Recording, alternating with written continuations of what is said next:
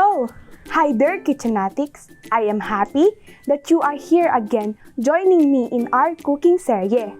From the school's division of Isabela, I am the grade 12 Kikay chef of Tumauini National High School, Janna Mariah Ferrer, and welcome to Munting Kusina! So now, we will be cooking squash malunggay noodles stuffed chicken breast. We need to prepare the following tools: rolling pin, mixing bowl, measuring cup, knives, saucepan, fry pan, plates, flipper, wooden tongue, spoon, bread knife, bowl, sifter, pounder, cutting board, blender, and mixer. We will prepare noodles, chicken breast, and the sauce. The ingredients for the noodles are flour, malunggay, squash, salt, egg, milk, and cooking oil. So now, we will prepare our Mickey noodles with a twist.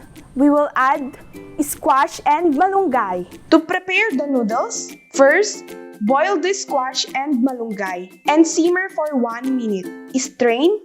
Next, blend the squash and malunggay. Add milk and oil. And blend for about 1 minute. To prepare the dough, we need 1 cup of flour. Make a well at the center. Add salt, egg, milk, oil, and squash malunggay puree. To prepare the dough using stand mixer, select and attach the right accessory. Wait for the mixture to form a ball of dough. Place the dough on lightly floured surface. Press dough away from you with heels of hands. Continue kneading using lightly floured rolling pin. Gently hold with both hands and cut the dough into strips with desired size. Pasta can be dried and stored at this point. So now, we will cook our squash malunggay Mickey noodles. Boil water and add milk, oil, salt, garlic, and pepper. Add the noodles and simmer. Then blanch the vegetables using the pasta roux. We need these ingredients for the chicken breast: chicken breast, garlic, salt, pepper, calamansi, flour, egg, breadcrumbs, carrots, celery, bell pepper, and cooking oil. Fillet the chicken and pound in a plastic bag. Add salt, pepper, garlic, and calamansi to marinate the chicken. This time, let's stuff the chicken breast with vegetables and noodles. Dredge the rolled chicken in a flour, egg, and breadcrumbs. And now, it's time for us to cook our recipe. Preheat the oil. Place the homemade breaded chicken stuffed noodle and fry until golden brown.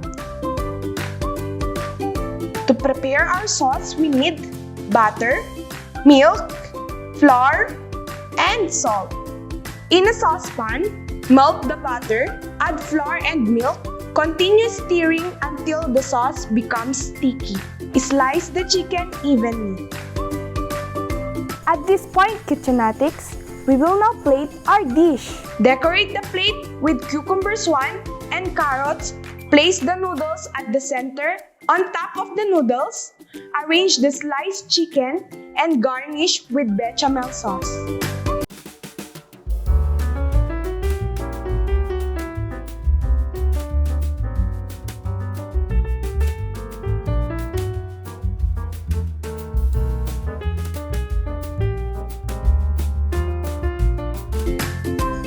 And there you have it, Kitchenatics, our squash malunggay noodles stuffed chicken breast. Again, thank you for joining me in our cooking series.